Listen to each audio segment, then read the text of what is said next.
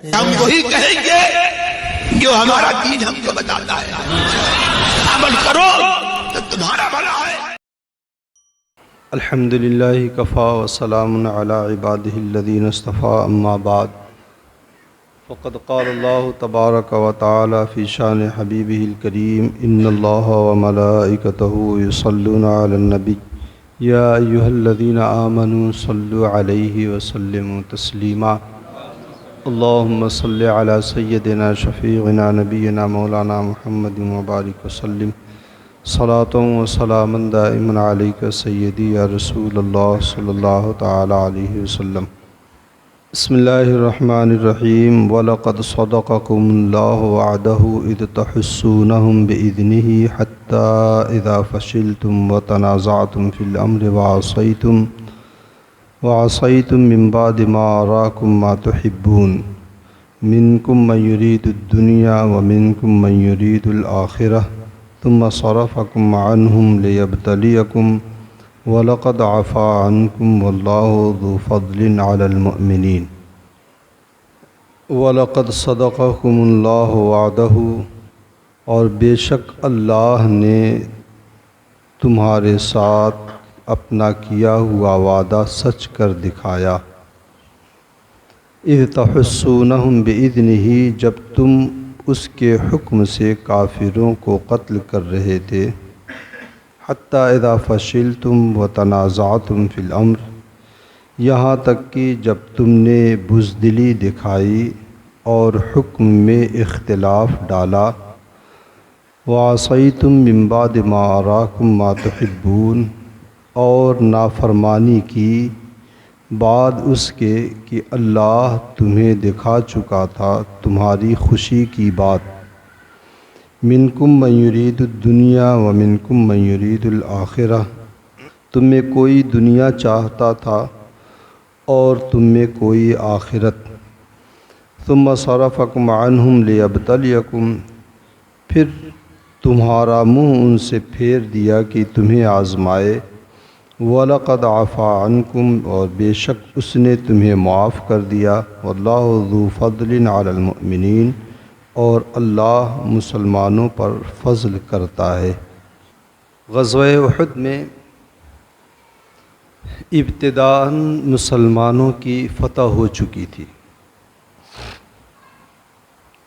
اللہ کے رسول صلی اللہ علیہ وسلم نے حضرت عبداللہ بن جابر رضی اللہ تعالیٰ عنہ کو، حضرت عبداللہ ابن جبیر رضی اللہ تعالیٰ عنہ کو 50 تیر اندازوں کے ساتھ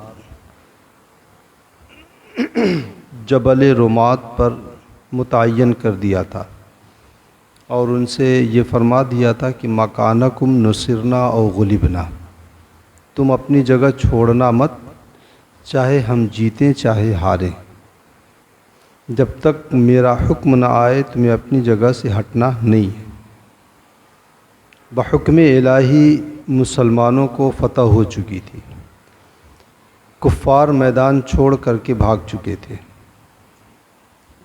اب لوگ مال غنیمت اکٹھا کرنے لگے تو درے پر جو لوگ کھڑے تھے، جو جبل رمات پر لوگ کھڑے تھے، ان لوگوں نے جب جنگ کی کیفیت اور حالت دیکھی تو ان لوگوں نے سوچا کہ اب تو جنگ جیت گئے، اب یہاں رہنے سے کیا فائدہ۔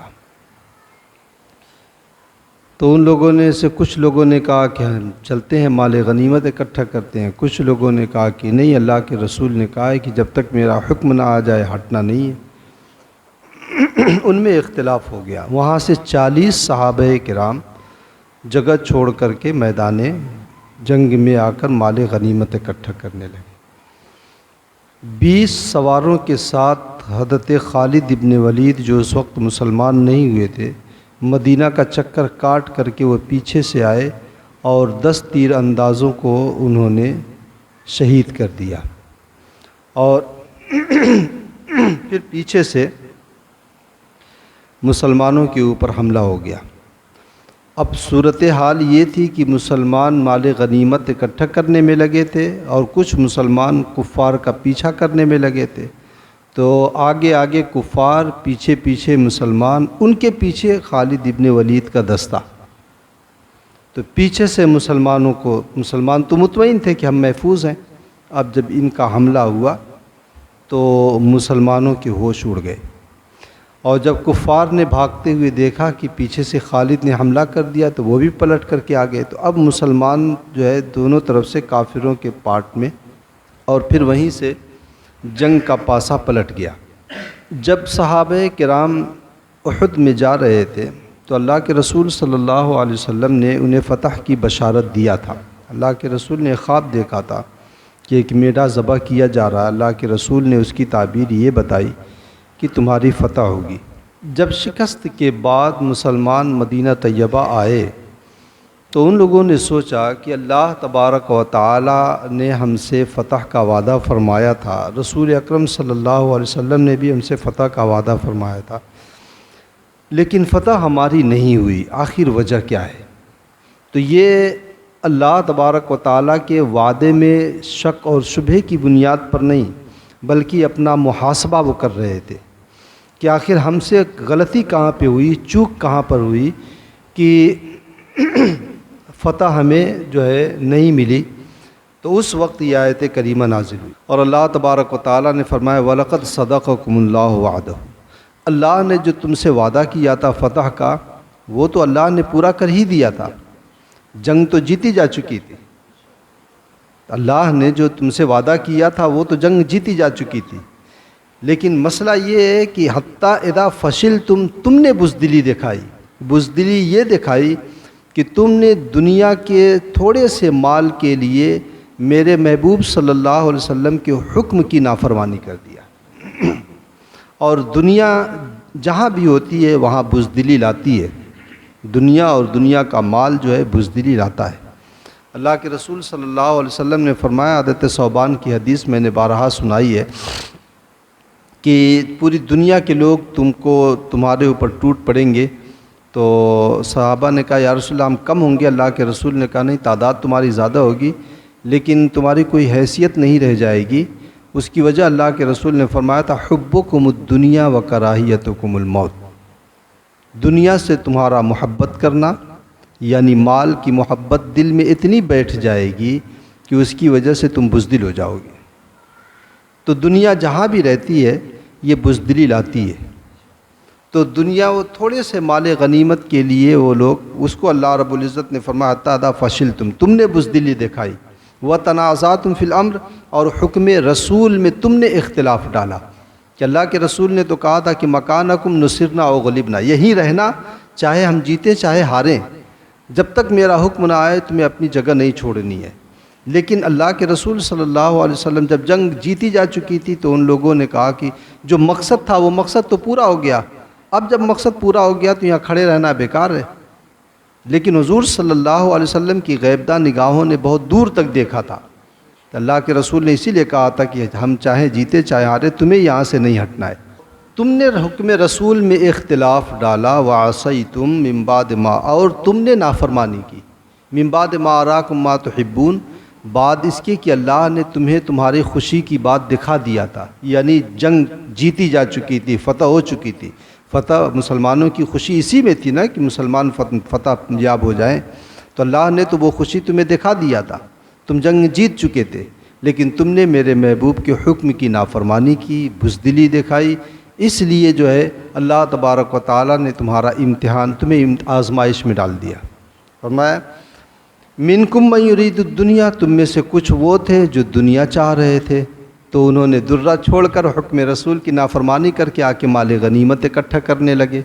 ومنکم من یرید الآخرہ، لیکن ان میں کچھ ایسے بھی تھے جو آخرت چاہ رہے تھے، جو حضور صلی اللہ علیہ وسلم کے ساتھ آخر دم تک ڈٹے رہے احد میں، جیسے حضرت عمر فاروق، حضرت ابوبکر صدیق، حضرت مولائے کائنات، دیگر بہت سارے صحابہ کرام تھے. ثم صرفکم عنہم لیبتلیکم، پھر اللہ نے تمہارا چہرہ ان سے پھیر دیا کہ تمہیں آزمائے. کیسے پھیر دیا؟ کفار آگے آگے جا رہے ہیں، پیچھے پیچھے مسلمان ان کا پیچھا کر رہے ہیں، پیچھے سے خالد ابن ولید نے حملہ کر دیا. تو ان کا چہرہ کافروں کی طرف تھا نہیں، اس لیے جو ہے ان کے اوپر شدید حملہ ہوا اور جو ہے ان کا دماغ کام نہیں کیا. اور یہ حملہ جو ہوا اور یہ جو مصائب و آلام آئے، یہ صرف کس لیے؟ لیبتلیکم، تاکہ اللہ تعالیٰ تمہیں امتحان میں ڈال دے۔ وَلَقَدْ عَفَا عَنْكُمْ، اور تم سے جو چوک ہوئی، جو غلطی ہوئی، میرے محبوب کی جو نافرمانی ہوئی اور اس کی وجہ سے جو اتنے جو ہے نقصان ہوئے جان و مال کے، عَفَا عَنْكُمْ، اللہ نے وہ بخش دیا ہے۔ اس لیے جنگ احد میں بہت سارے صحابہ کرام میدان جنگ سے جو ہے بھاگ آئے تھے مدینہ طیبہ، حالانکہ میدان جنگ سے بھاگنا حرام ہے۔ تو اللہ تبارک و تعالیٰ نے تو پہلے ہی سے یہ فرما دیا کہ عفا عنکم، ہم نے بخش دیا ہے۔ جب اللہ تبارک و تعالیٰ نے بخش دیا تو بعد میں آنے والی امت کو اس بات کا کوئی حق نہیں پہنچتا ہے کہ اب وہ کسی کا عیب نکالے کہ فلاں صحابی میدان احد سے بھاگ گئے تھے، فلاں بھاگ گئے تھے، فلاں بھاگ گئے تھے،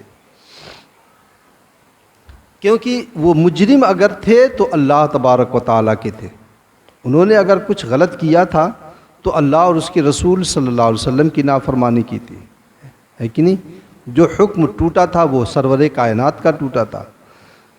تو اگر اللہ اور اس کے رسول نے معاف کر دیا ہے تو پھر ہم کون ہوتے ہیں حکم لگانے والے کہ وہ بھاگے وہ نہیں بھاگے؟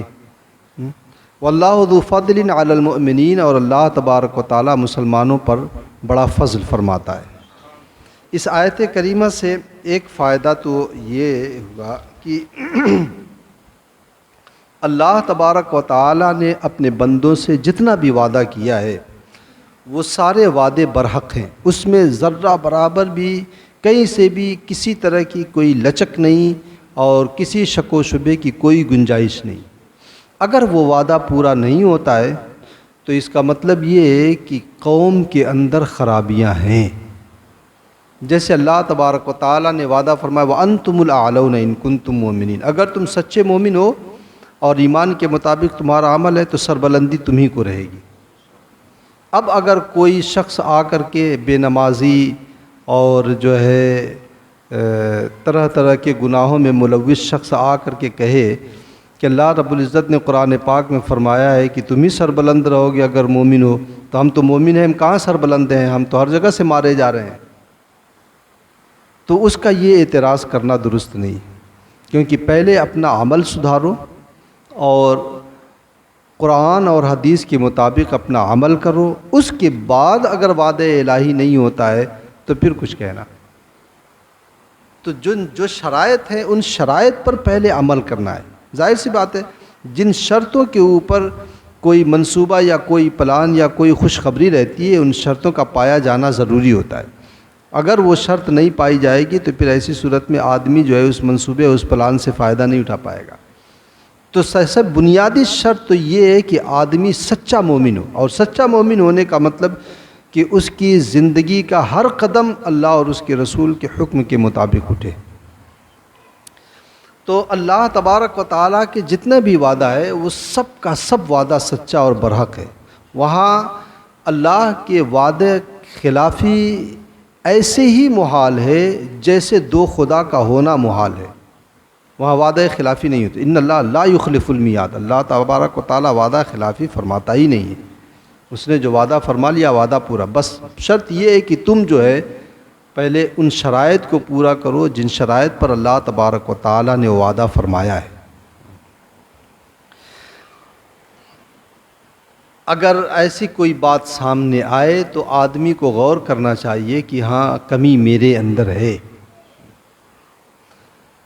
دوسرا فائدہ اس آیت کریمہ سے یہ ہے کہ حضور صلی اللہ علیہ وسلم کے احکامات کی مخالفت سے آخرت میں تو وبال ہے ہی، دنیا میں بھی نقصانات ہوتے ہیں۔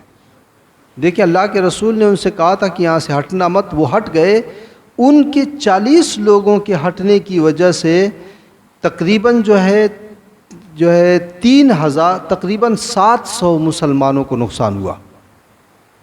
700 مسلمان پریشان ہو گئے تھے نا۔ اس 40 لوگوں نے اللہ کے رسول صلی اللہ علیہ وسلم کے حکموں کو توڑا اور پورا لشکر پریشان ہو گیا، پورا مدینہ پریشان ہو گیا۔ تو اللہ کے رسول صلی اللہ علیہ وسلم کو حکم کو توڑنا جو ہے آخرت میں تو اس کا وبال ہے ہی، دنیا میں بھی اس کے نقصانات بہت زیادہ ہیں۔ بلکہ حکم رسول کو توڑنا جو ہے یہ سمجھ لیا جائے کہ ایسے ہی ہے جیسے حکم خدا کو توڑا جائے، کیونکہ اللہ تبارک و تعالی جو ہے اللہ کے رسول صلی اللہ علیہ وسلم جو حکم فرماتے ہیں وہ حکم الہی ہی سے فرماتے ہیں۔ اسی لیے قرآن پاک میں اللہ تبارک و تعالیٰ نے فرمایا استجیبوا للہ وللرسول، اللہ اور اس کے رسول جب تمہیں پکاریں بلائیں کسی بات کا حکم دیں تو اس کو جو ہے فوراً قبول کرو اور اس کے اوپر عمل کرو۔ ایک اور فائدہ اس آیت کریمہ سے کہ حضور صلی اللہ علیہ وسلم کی نافرمانی سے نعمتیں چھن جاتی ہیں۔ آدمی اگر گناہ کرتا ہے اور سرور کائنات کی نافرمانی کرتا ہے تو اس سے نعمت خداوندی چھین لی جاتی ہے۔ دیکھیں میدان احد میں فتح مل چکی تھی مسلمانوں کو، لیکن حضور صلی اللہ علیہ وسلم کی ذرا سی نافرمانی کی وجہ سے ایک عظیم نعمت مسلمانوں کے ہاتھوں سے چھین لی گئی، یعنی فتح بھی، مال غنیمت بھی گیا، فتح بھی گئی، جو جانی نقصان ہوا وہ الگ۔ تو نافرمانی سے جو ہے اور گناہوں کی وجہ سے نعمتیں چھین لی جاتی ہیں۔ ایک فائدہ اس آیت کریمہ سے یہ ہے کہ جب بھی آدمی کے اوپر کوئی مشکل وقت پیش آئے دین کے حوالے سے یا آدمی کے اپنے معاش کے حوالے سے، تو آدمی جو بھی کوشش کرے وہ اللہ تبارک و تعالیٰ پر بھروسہ کر کے کوشش کرے، اپنی تدبیروں پر نہیں ہے۔ تدبیر کرے آدمی، محنت کرے، نہ اپنی محنتوں کے اوپر بھروسہ نہ اپنی تدبیروں پر بھروسہ، جس بات کا ہمیں حکم دیا گیا وہ ہم کریں، اللہ نے جس بات کا وعدہ کیا ہے وہ وعدہ پورا کرے گا۔ بندہ محنت کرے، تدبیریں کرے، سچائی کے ساتھ، لگن کے ساتھ، ایمانداری کے ساتھ، اللہ تعالیٰ رزق دے گا۔ اسی طریقے سے جب جنگی صورتحال پیدا ہو جائے تو اس میں بھی آدمی کو جو ہے ساری توجہ اس کی اللہ تبارک و تعالیٰ کی نصرت کی طرف رکھنی چاہیے کہ اللہ تبارک و تعالیٰ کی مدد ہی سے جو ہے ہم کامیاب ہو سکتے ہیں۔ اس آیت کریمہ سے ایک فائدہ یہ ہے کہ جنگ احد میں جو جتنے بھی لوگ شریک تھے، جتنے بھی غازیان احد تھے، ان میں جو انہیں تکلیف پہنچی وہ تکلیف بھی ان کی بلندی درجات کا ذریعہ ہے۔ اور دوسرا فائدہ اس میں یہ بھی ہے کہ جنگ احد میں جتنے صحابہ کرام تھے اللہ تبارک و تعالیٰ نے سب کو بخش دیا ہے، تو سب جو ہے بخشے ہوئے ہیں اور اللہ تبارک و تعالیٰ کی جانب سے سب کے ساتھ، تمام صحابہ کے ساتھ جنت کا وعدہ ہے۔